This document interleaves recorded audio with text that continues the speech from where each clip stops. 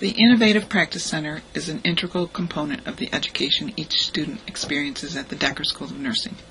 The laboratory space and equipment significantly expanded in 2005 with a generous gift from the Dr. G. Clifford and Florence B. Decker Foundation.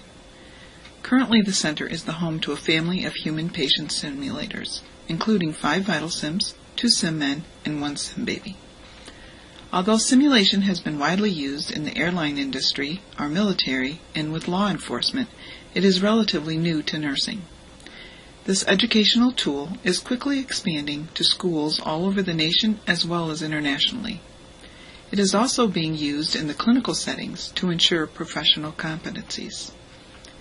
Our students have the privilege of using this technology with their current studies and therefore being more comfortable with simulations as they advance in their careers.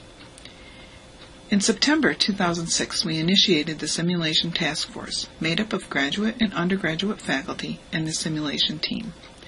This task force was created to move the use of simulation into the curriculum in a sustained, scholarly, and systematic manner. Since then, simulations have been used in 4 major undergraduate nursing courses and as an advanced tool in a graduate assessment course. Our largest to date being January 2008. 221 senior nursing students completed 3 scenarios in a 1-week period. Our most recent simulations included the Introduction of Simulation into Nursing 321, an assessment course for juniors, and Nursing 363, a senior medical surgical course. We continue to learn a great deal from the student evaluations and from observing the scenarios in action. We are able to adjust the scenarios as we progress to better meet the objectives of the course and the student needs. The simulation schedules are enhanced by several films prepared for the students by the Decker School of Nursing faculty and staff. These films allow the faculty and staff to be available for the scheduled assignment without having to repeat instructions multiple times or take time out of the schedule to present material. All films are available online and can be downloaded to the student iPods. The Simulation Task Force also presented a faculty development workshop in January 2008 to provide knowledge and continue adding simulation into other courses. A second workshop is scheduled for January 2009 in order to sustain this growth. The high-fidelity simulators are technologically advanced teaching tools. They are computer-generated and anatomically realistic. They are able to be programmed to reflect clinical patient presentations, including blood pressure, carotid, brachial, radial, femoral, and pedal pulses, as well as respiratory, cardiac, and bowel sounds. Students may also learn advanced skills, such as intubation, EKG interpretation, and defibrillation. They are dynamic and interactive and able to verbally respond to student questions and clinically respond to student interventions.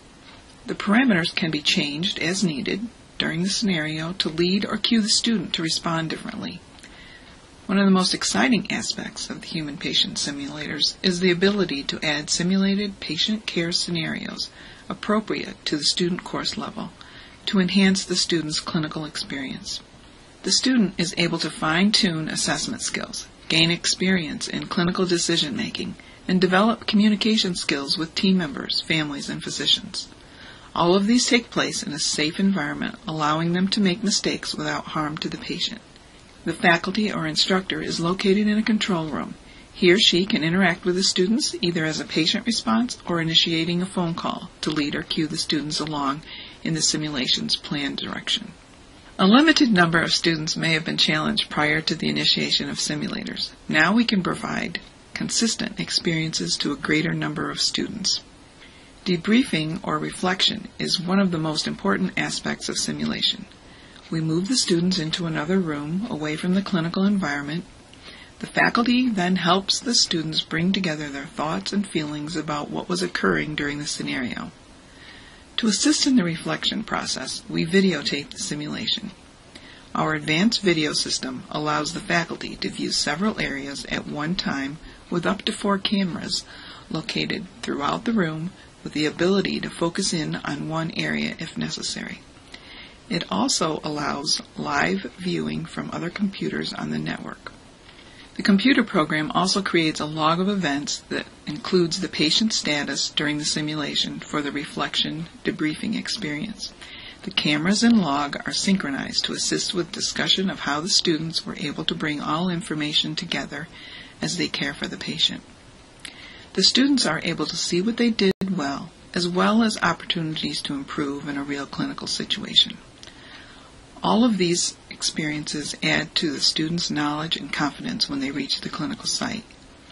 We are currently seeking funds to continue to expand our program. Our future plans include refurbishment of existing space by adding a second room, and to enhance our current simulation rooms, adding equipment to make the space more realistic. We will also add more equipment to better reflect a critical care setting such as a defibrillator and a ventilator.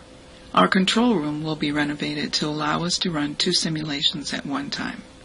We are privileged to have this technology in the Decker School of Nursing and are grateful to the Decker Foundation for their generous gift. We invite you to visit the Innovative Practice Center and see simulation in action. Thank you.